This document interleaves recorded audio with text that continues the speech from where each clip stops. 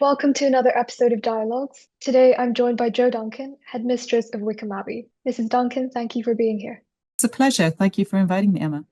Can you share a time when you changed a long-held belief and what influenced that change? Well, I was thinking about this question, and one of the things that I think I've changed my view on about myself in particular is around being a creative person. When I was at school and throughout, particularly my adolescent years, I used to think that I wasn't creative. I think largely because I wasn't very good at art, or certainly not in the traditional sense of drawing or painting or sculpting or anything like that. And indeed, I had some friends who were very talented in that area, which probably didn't help in terms of how I viewed myself.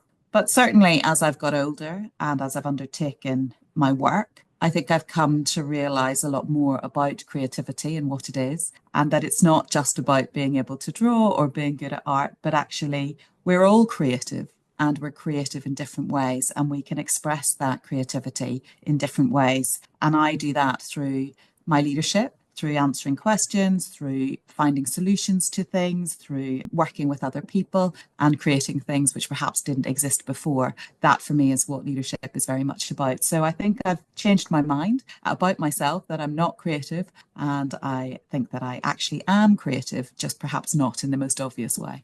Are there any beliefs you feel you'll never abandon and why? So again, I thought a bit about this question.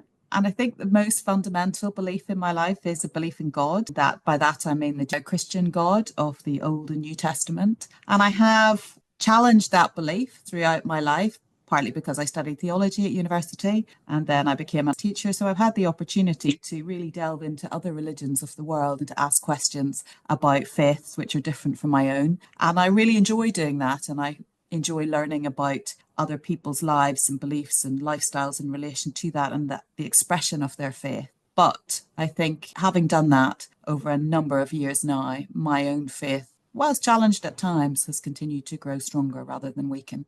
Would you say there's a possibility that you would change this belief, or are you quite firm in it? I'm very strong in this belief, and I think that's because it has been something which I have been prepared to challenge myself on over decades now. And so I think at this stage in my life, I can't imagine anything that would convince me that the beliefs I hold in that regard would be something that I would change my mind on fundamentally. What does it mean to disagree well?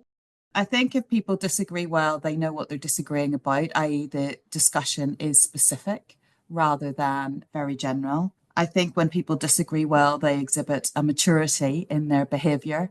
So it's not childish or selfish or narcissistic. And I think that people who disagree well think about the words they're using and how they're expressing themselves in that disagreement, because those words are important. And of course, at the heart of that, I guess, is being able to listen to what someone else has to say, being prepared to listen to what someone else has to say, and then answering in relation to your own point of view.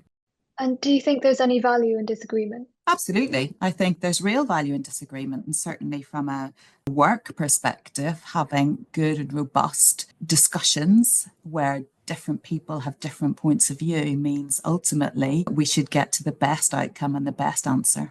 And is there one specific time where you've learned a valuable lesson from a disagreement in your career? I think that I disagree with people on different things at different times. I think what I have learned is that other people's viewpoints can help me to think through my reasoning and force me to articulate it more clearly, or indeed to change my point of view. And that definitely does happen at the minute we are in discussion around the place of flexible working. And I think different people have lots of different views on that. And whilst I haven't come to a conclusion, I'm trying to be open-minded and to hear lots of different viewpoints as we think about what the world of work in the future might look like. And how can we differentiate between good and bad forms of disagreement?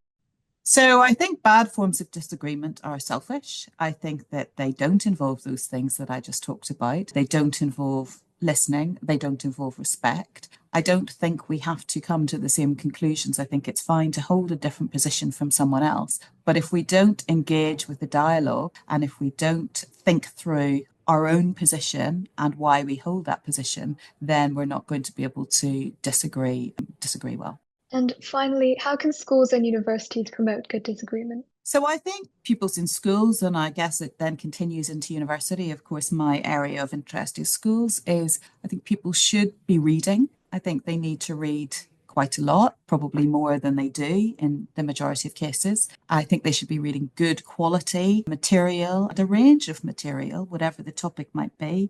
I think they should be prepared to stretch and challenge themselves in that reading. I think they should focus on writing well too, see that as a craft, something to develop. And we spend a lot of time here at Wycombe thinking about thinking or metacognition. What is it? What does it mean to think through something, to think through something logically? And so schools should spend time and effort and energy on those things and on encouraging pupils to do those things. I think if they do that, then we are setting students up to be able to disagree well, to be successful as they go through university and then through the rest of their lives.